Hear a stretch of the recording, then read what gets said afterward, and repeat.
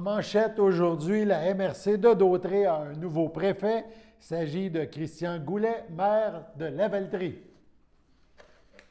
Bonjour à tous et bienvenue à votre bulletin d'information sur les ondes de CTRB, votre télévision locale et régionale, aujourd'hui le 25 novembre. Tout d'abord, c'était première séance du conseil de la MRC de Dautrey suite à l'élection municipale. Plusieurs nouveaux maires et mairesses étaient présents hier soir. Ça s'est déroulé à Saint-Ignace de Loyola, au sous-sol de l'église. Donc, on voulait évidemment avoir de la place pour tout le monde. Ça s'est déroulé de belle façon. Tout d'abord, Yves Germain, le préfet sortant de la MRC, ainsi que maire de Saint-Didas, a tenu à dire quelques mots au tout début de la rencontre. On écoute le préfet sortant. Je vais vous donner un petit peu la raison pour laquelle moi je me suis impliqué rapidement à la MRC, parce que quand on arrive comme maire, moi il y a 8 ans, je suis arrivé, je ne connaissais rien, je ne savais même pas ce que c'était une MRC. Et je me suis rendu compte que dans le conseil de la MRC de Dautrey, on est chanceux parce qu'il y a de très belles valeurs, puis moi j'ai adhéré à ces valeurs-là parce que c'était les miennes aussi. On parle de respect, beaucoup.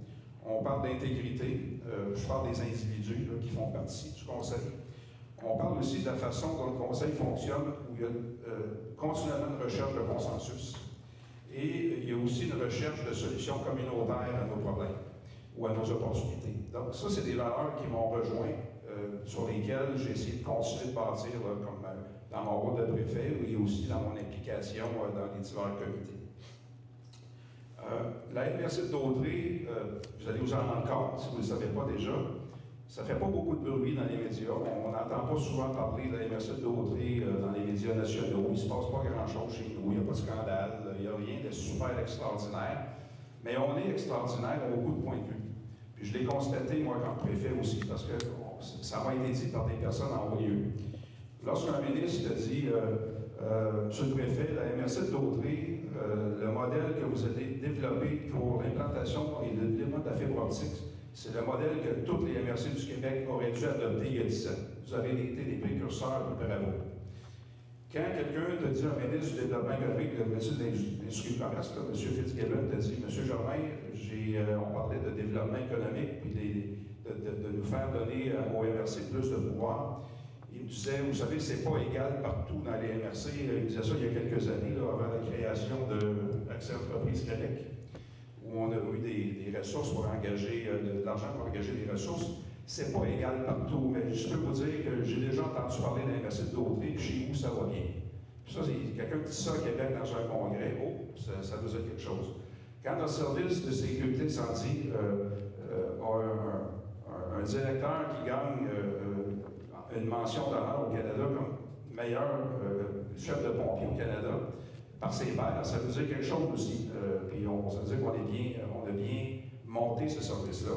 Puis on parle aussi des mentions qu'on a reçues en culture, des nombreux prix qu'on a reçus. Ça veut dire aussi quelque chose. Donc, on ne fait pas beaucoup de bruit dans les médias, mais on travaille bien. C'est l'image que les gens ont de nous au gouvernement. Et c'est important parce que ça amène des résultats à court terme et à moyen terme. Quand je suis arrivé préfet, il y a quelques années, 2 ans déjà, ça passe vite, il y avait en fait 4 chantiers sur lesquels je voulais travailler et qu'on a réussi à faire avancer malgré la pandémie. Un de ceux-là, c'était la réorganisation du service inspection. Donc, ça concerne surtout les municipalités qui en sont membres parce qu'on avait vraiment des difficultés à vraiment implanter ce service-là. Ça, c'est en train d'être réalisé. Je suis très content qu'on ait réussi à faire ça. Puis ça devrait se finaliser bientôt là, avec des ententes avec les municipalités membres. On a aussi un défi, puis ça correspondait à mon expérience sur laquelle je voulais venir, c'est qu'au niveau performance et structure organisationnelle, la MRC est en développement. Et je voulais m'assurer, parce qu'on a des défis à ce niveau-là, qu'on mette des choses en place pour se prémunir ou se prévaloir de meilleurs outils organisationnels pour l'avenir. Puis on parle dans ça de surtout la gestion de notre capital humain. C'est ça qui va être la clé dans les années qui s'en viennent. On le voit là. Avec la pénurie de personnel, là, ça s'enlise dans tous les pans de la société. Et ça, c'est partiellement parti parce qu'on a eu, en fait, des actions qui ont été entreprises, dont un diagnostic organisationnel, qui est un mandat qui a été donné à l'équipe de la FQL. Ça se termine, donc ça va vous être présenté assez bientôt. Et on a aussi prévu dans notre budget l'engagement d'une ressource en ressources humaines, une personne en ressources humaines au niveau supérieur en termes hiérarchiques pour être capable de nous aider à bâtir l'organisation de la MRC au niveau capital humain pour les années qui s'en viennent. Il y a aussi un quatrième volet, celui-là, on n'a pas eu le temps malheureusement parce que la pandémie nous a un petit peu retardé. Je voulais qu'on démarre un processus de vision et de planification stratégique pour la MRC. On se doit de le faire, ça fait partie des mandats des MRC. Je pense qu'on l'a fait à quelques reprises de façon embryonnaire, mais il faut en arriver avec un plan stratégique à court, moyen, long terme pour être capable de planifier au moins les 5-10 prochaines années qui vont être capitales au Québec. On parle de mesures au changement climatique, on parle de pénurie de personnel, on parle d'augmentation de coûts dans beaucoup de secteurs. Donc, on va avoir des défis immenses, il faut être préparé au niveau stratégique pour faire ça. Donc, ça m'amène à parler brièvement de ce qu'on a vécu depuis 2 ans. On appelle ça une pandémie, mais rassurez-vous, je ne vous fais pas la litanie de ce qu'on a vécu. Je veux juste vous faire remarquer, puis ça, je vais terminer là-dessus parce que c'est un point très positif, que ce qu'on a vécu depuis 2 ans, ça a été un accélérateur de changement. Donc, à tout point de vue, je pense qu'il faut le voir de façon très positive.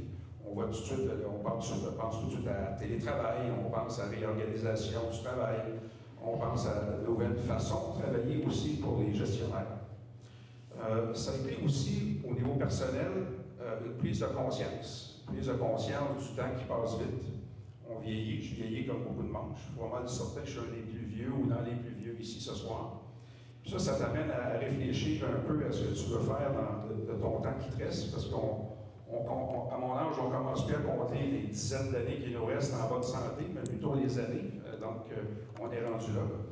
Et ça m'a amené à me poser comme question et à décider, en fait, parce que j'ai dû mettre beaucoup de projets de côté, surtout à cause de la pandémie. Ça m'a retardé au niveau familial.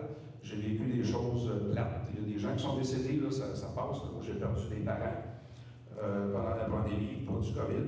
Fait que ça fait réaliser qu'il ne reste plus beaucoup d'années pour réaliser des projets. Et c'est pour cette raison que je ne solliciterai pas un deuxième mandat comme préfet. C'est pas parce que le travail n'est pas captivant, il n'est pas le fun, c'est vraiment une décision personnelle. Et là-dessus, je vais rester très positif parce que je vais rester engagé dans plusieurs comités. J'ai l'intention de donner mon nom à quelques endroits.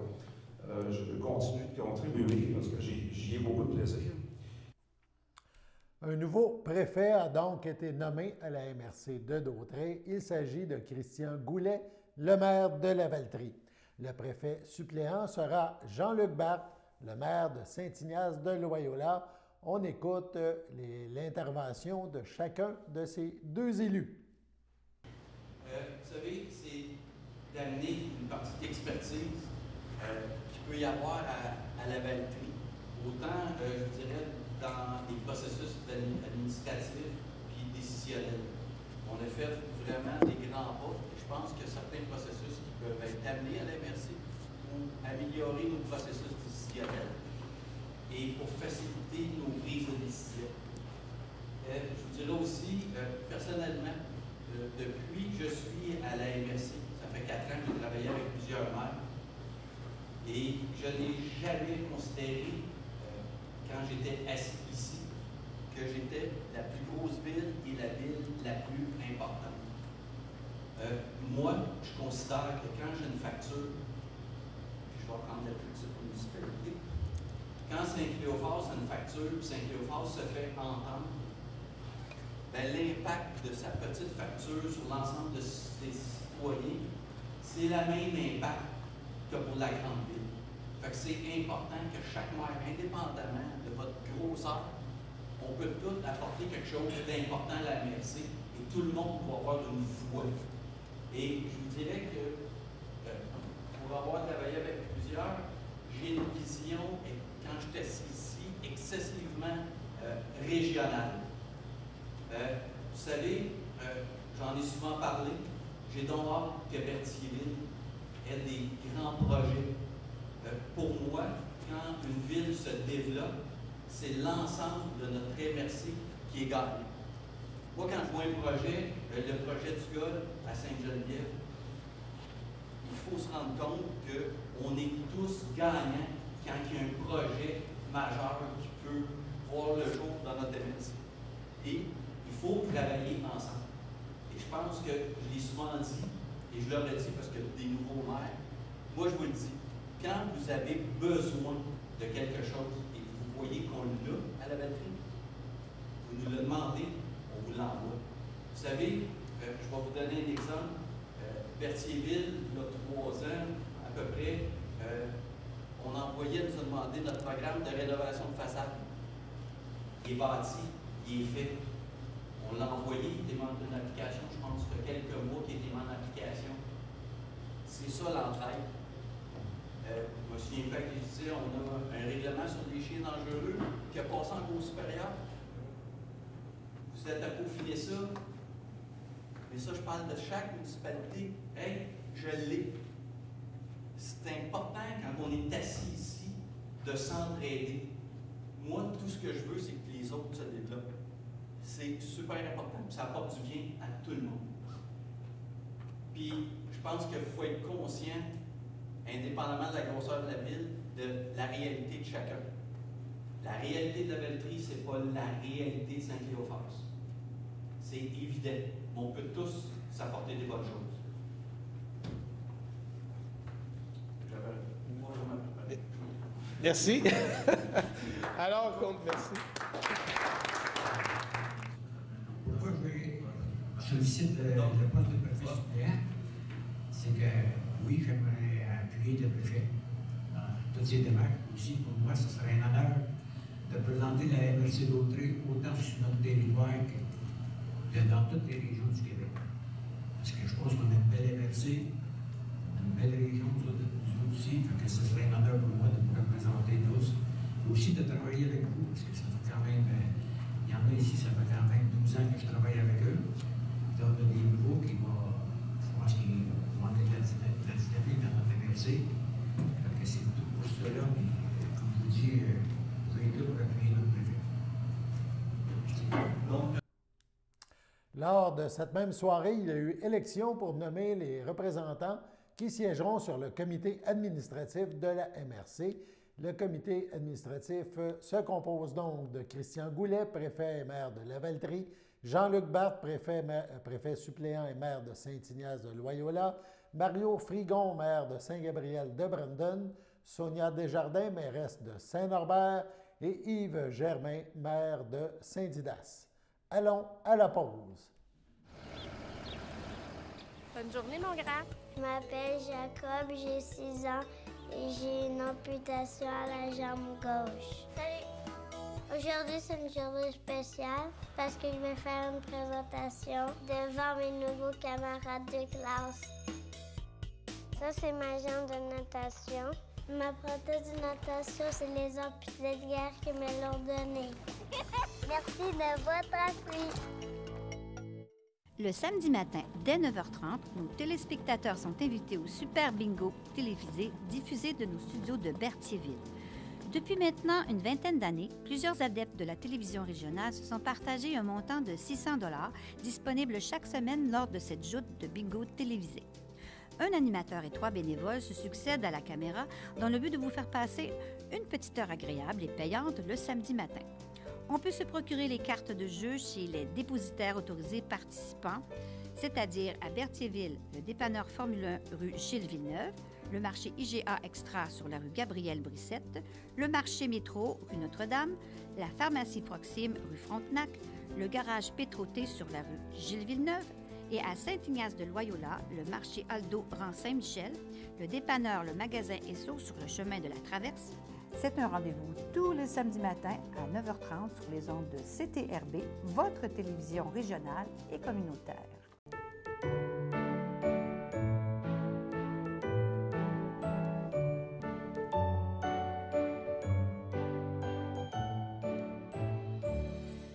En ce 25 novembre, un anniversaire à souligner, c'est la FADOC de l'Île-du-Pas qui souhaite bonne fête à Paul-Étienne Latour.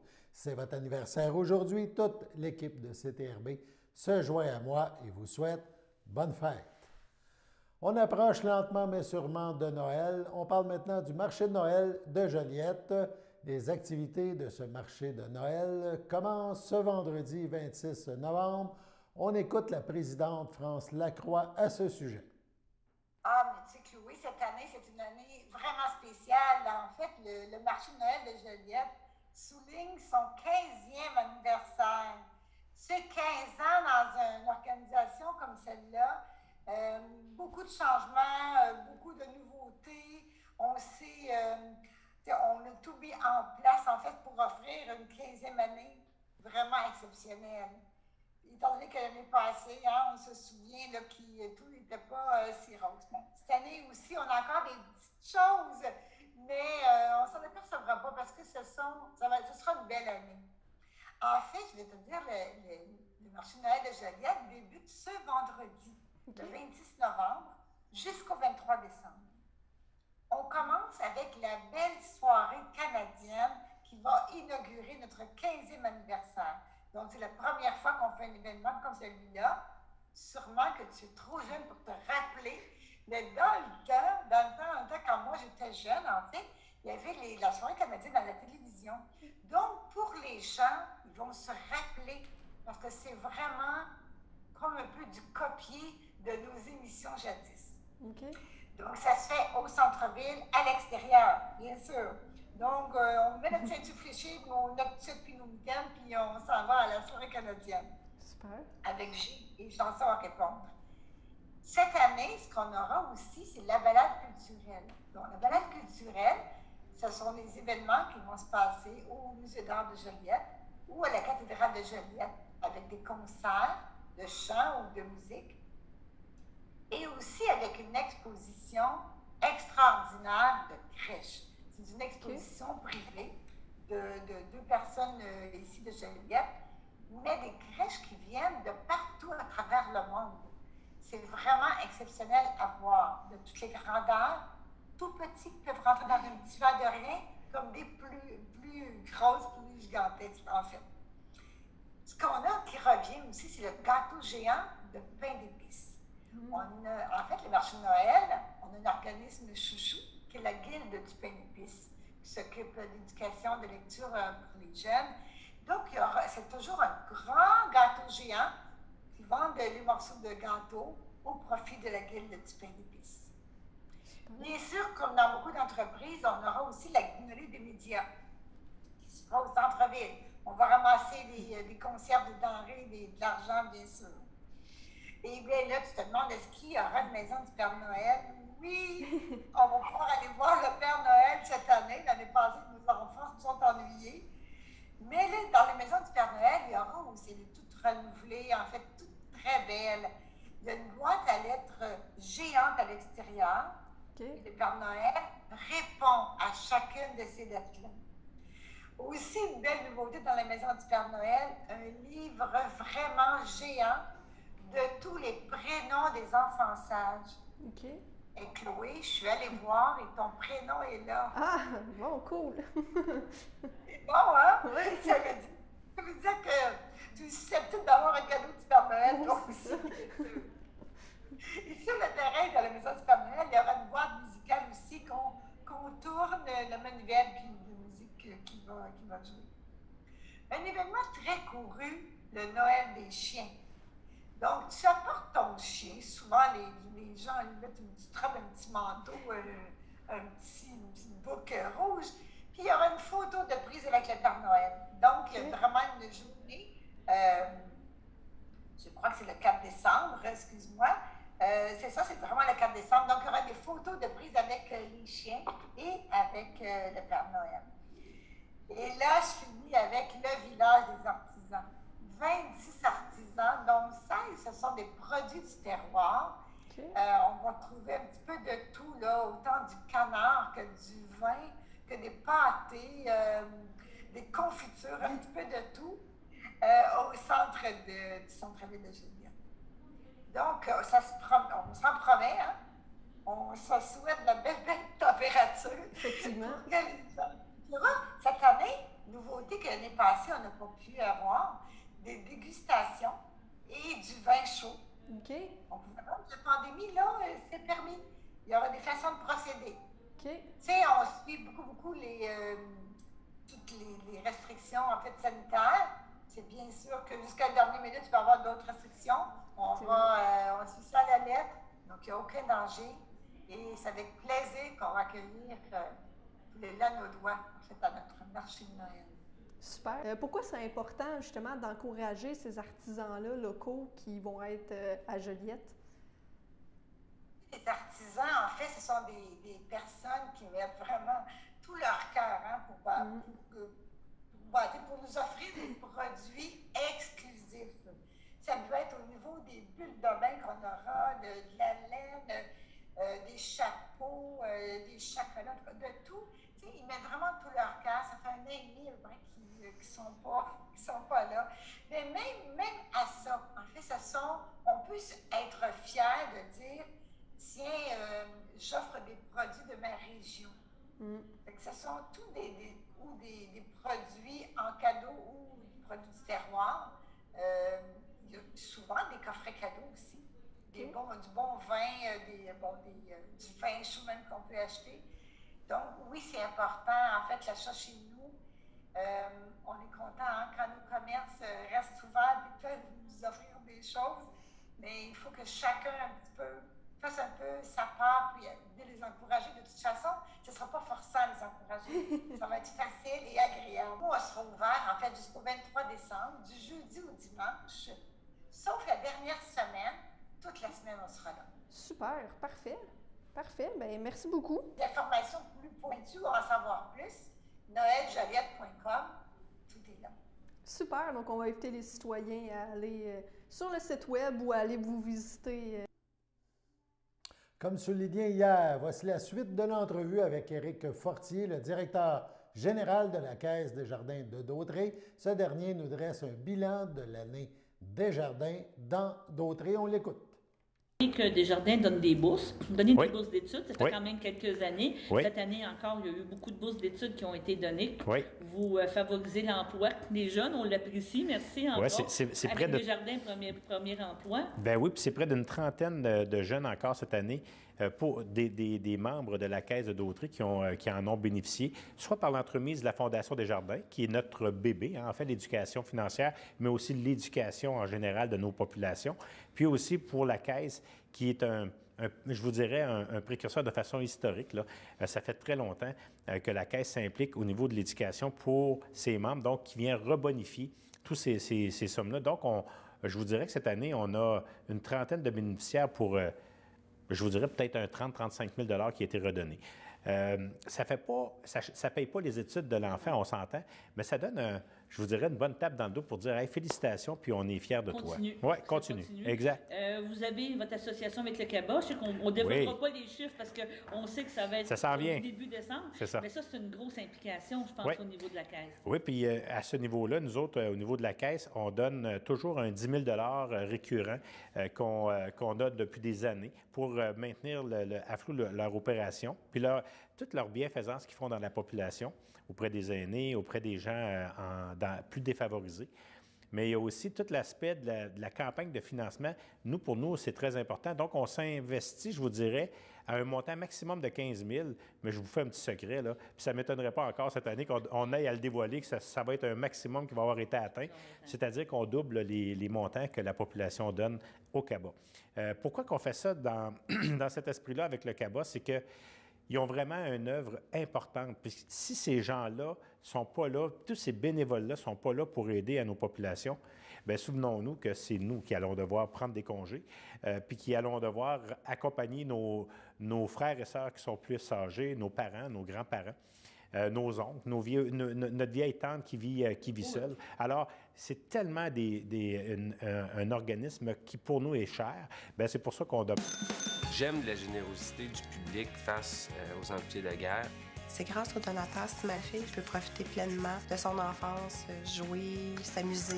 Nos enfants ont les adaptations nécessaires permettant de pouvoir faire du vélo, du ski, de la natation. Toutes les portes qui sont ouvertes pour faire toutes les activités qu'ils désirent. Merci de permettre à ma fille et aux autres enfants amputés de vivre leur vie d'enfant. C'est un cadeau inestimable.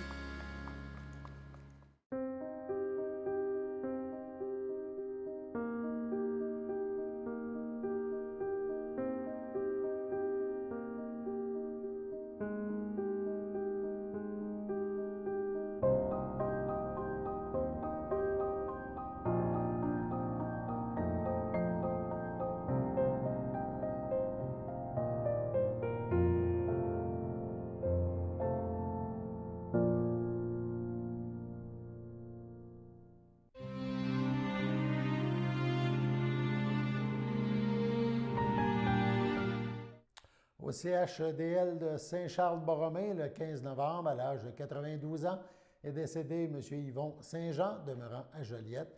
Lui a précédé ses fils François et Bernard.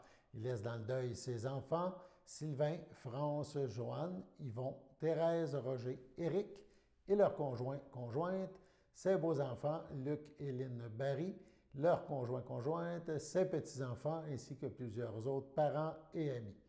Selon ses volontés, M. Saint-Jean ne sera pas exposé. Une cérémonie aura lieu en toute intimité à une date ultérieure.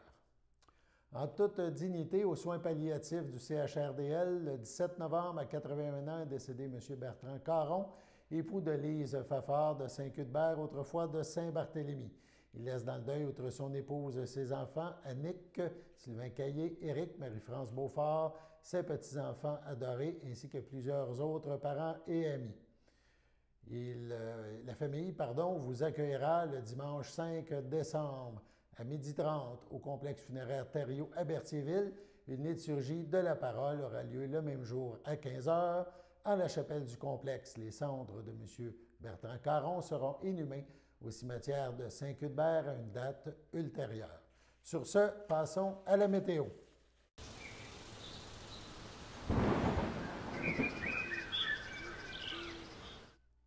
Donc, la météo pour aujourd'hui et demain.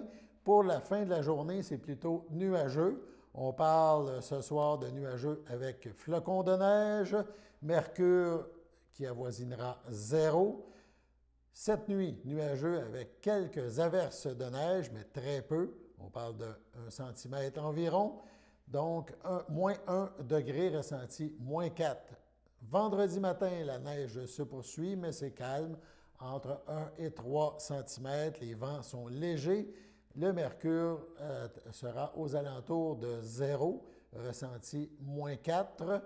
En après-midi, la neige se poursuit, toujours 1 à 3 cm, 1 degré, ressenti moins 3. Et en soirée, vendredi soir, encore de la neige, à 80 de chances qu'il tombe des flocons. Entre 1 et 3 cm s'ajouteront. On parle de 1 degré, le mercure prévu, ressenti moins 4, donc quelques flocons de neige dans les prochaines heures, mais quand même un mercure fort agréable avoisinant le 0, moins 1, 1. Ça sera très confortable. On s'en va tranquillement vers l'hiver. Voilà, c'était votre bulletin d'information en ce 25 novembre, un mois avant Noël. Alain Belle-Humeur pour CTRB, qui vous remercie d'être à notre écoute jour après jour et qui vous invite à dénôtre demain pour le bulletin d'information de vendredi. À demain.